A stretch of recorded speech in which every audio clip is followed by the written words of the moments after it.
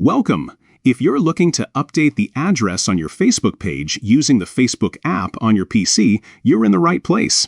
In this video, I'll guide you through each step, making it super easy to keep your page information accurate and up to date, especially with the latest Facebook update. Let's get started. First, open the Facebook app on your PC.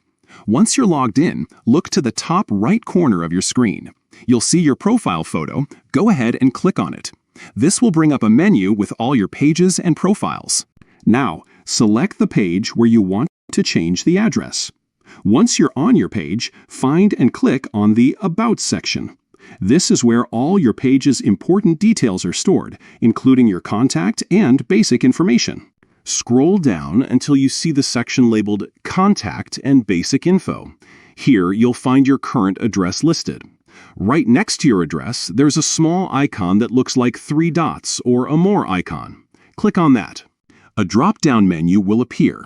From here, choose Edit Address. This will open up a new window where you can make changes to your page's address. Simply type in your new address, double-check to make sure everything is correct, and when you're ready, click Save.